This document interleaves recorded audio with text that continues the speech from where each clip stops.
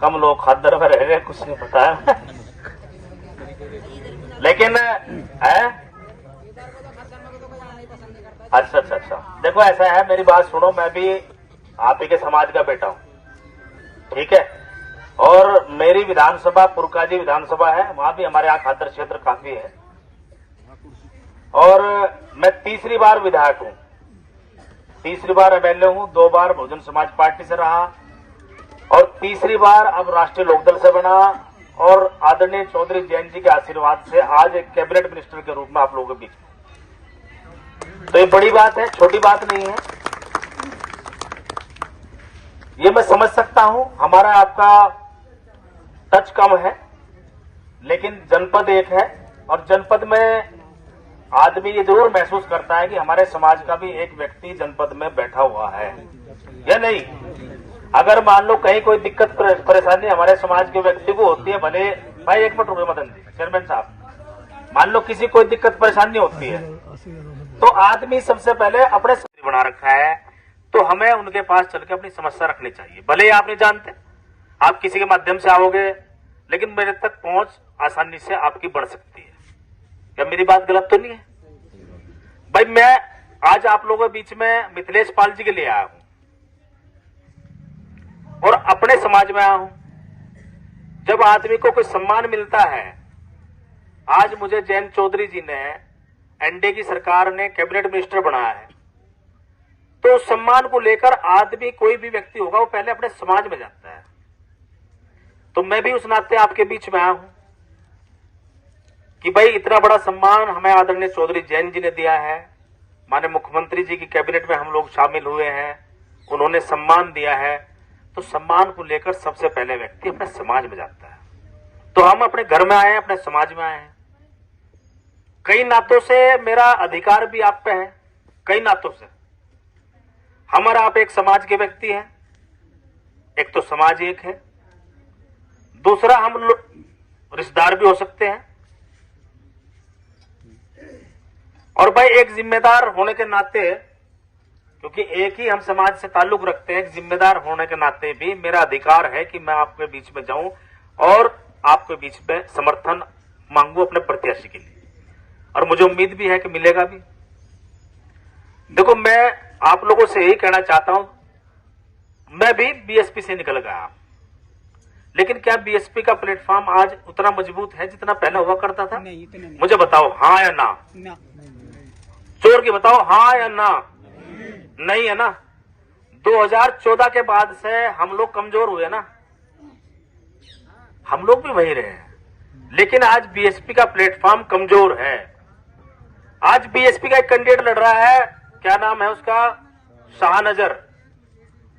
क्या शाहनजर light fight में है? बताओ ताऊ जी, कहीं मतलब उसमें वो मुकाबले में है क्या? क्यों भाई? क्यों ताऊ जी, मगर मुकाबले में है क्या? तो जब मुकाबले में नहीं तो हम अपनी वोट खराब क्यों करें? बीच में आया है क्या शाहनजर, या कोई उसका आदमी यहाँ गांव में आया क्या? तो सबसे पहले तो उसे यहीं आना चाहिए था। जो 20 लड़ रहा, सबसे पहले तो उसको यहाँ आना चाहिए था ना, लेकिन नहीं आया, ना ही आएगा। तो भाई, आपका बिरादर भाई, आपके समाज का बेटा आपके बीच में आया है, वोट मांगने आया, अधिकार से आया। तो मैं चाहता हूं, अनुरोध के साथ, अपील के साथ चाहता हूं कि आप सब लोग जो है लड़के के निशान को वोट दें, मिथिलेश पाल जी को वोट दें। पहले भी एमएलए रही है, चुनाव भी यहां सीधा सीधा मिथिलेश पाल का और समाजवादी पार्टी का ही है, और किसी कोई चुनाव नहीं है। समाजवादी पार्टी के लोग भी आएंगे यहाँ, आप अपनी बात रखेंगे, बड़ी बड़ी बात करेंगे सफर लोग कि हम ये कर देंगे और वो कर देंगे। समाजवादी की सरकार भी मैंने देख रखी, 2012 से 17 तक मैं विधायक था बीएसपी से उस समय, और समाजवादी पार्टी की सरकार थी। इन्हीं समाजवादी पार्टी वाले जो लोग घूम रहे आज, कितने हितैषी हैं हम लोगों के, मुझे पता। आज हम लोग लोकदल में हूं, मैं आज लोकदल में हूं आज, लेकिन लोकदल के नेता ने, जैन चौधरी ने आपके भाई को मंत्री बना। इस बात से साबित होता है कि जयंत चौधरी के दिल और दिमाग में हम कहीं हैं। अगर उनके दिमाग में मैं ना होता या आप ना होते तो आपको मंत्री क्यों बनाते भाई? या मेरी बात गलत है? आपको मंत्री इसलिए बनाया ना, जब 5 तारीख को मैंने शपथ ली और 4 तारीख में जयंत चौधरी जी का मेरे पास फोन आया तो उन्होंने मुझे यही कहा कि अनिल, मैं आपको एक बड़ी ताकत देने जा रहा हूं। मैं आपके समाज को ताकत देना चाहता हूं। मैं दलित और पिछड़ों को ताकत देना चाहता हूं। आप लखनऊ जाइए, लखनऊ की तरफ कूच कीजिए और वहां कल जाकर शपथ लीजिए। तो किसका सम्मान बढ़ा भाई? सम्मान समाज का बढ़ा ना। समाज का सम्मान बढ़ा नहीं बढ़ा? तो मैं आपका भाई हूं, भाई के नाते आप लोगों से वोट मांगने आया हूं और मुझे पूरी उम्मीद भी है आप मेरी मदद करोगे। मदद करोगे नहीं करोगे? हाथ उठाकर तो बता दो कम से कम। झुट्टा हाथ ना उठाइए, बाबा साहब के अनुयायी आप भी हो और मैं भी हूं, ठीक है? और मुझे हर हाल में प्रधान जी वोट चाहिए, या जबरदस्ती मान लो, बिरादरी के नाते मान लो, कैसे मान लो, मुझे वोट चाहिए। और मेरे लायक कोई बात होगी, मेरे लायक कोई बात होगी, मैं 24 घंटे तैयार हूं। मेरे लायक कोई बात हो, जिस बात को आप ये समझते हो कि अनिल जी के लायक है, हमारे भाई के लायक है, हमारे मंत्री के लायक हो, तो भाई उसके लिए 24 घंटे दरवाजे अनिल के खुले हुए हैं। कोई तीसरी बार विधायक ऐसे नहीं बन जाता। अगर वो लोगों के बीच में काम करता है और लोगों के बीच में रहता है तभी उसको जनता मौका देती है, ऐसे मौका नहीं देती। तो आपका भाई तीसरी बार विधायक है, ये कोई छोटी बात नहीं है। 25 करोड़ जनसंख्या है उत्तर प्रदेश में, हमारे पूरे प्रदेश की। उन 25 करोड़ में 19 आदमी कैबिनेट में है उत्तर प्रदेश की, और 19 व्यक्तियों में से एक आपका भाई है। क्या ये कम सम्मान है? छोटी बात है क्या? बहुत बड़ी बात होती है। तो मेरे भाइयों, मेरे दोस्तों, मेरा आप लोगों से यही निवेदन है। बहुत सारी योजनाएं सरकार की चल रही हैं, लाभ उनका मिल रहा है, आप लोग उज्ज्वला का भी आपको लाभ मिल रहा है। आयुष्मान कार्ड कितने लोगों पे है बताओ? हाथ उठा के बताओ। आयुष्मान कितने लोगों पे है? 15-20 लोग हैं। फिर भी आयुष्मान कार्ड की जो योजना है वो सरकार की है, वो मोदी जी की है। हम सब लोग, आप गरीब समाज से आते हैं, गरीब लोग हैं। जब हमारे घर में कोई बीमार हो जाता है तो हमें 5,000 रुपए जुटाने भी मुश्किल हो जाते हैं। क्या मेरी बात गलत है का? है ना?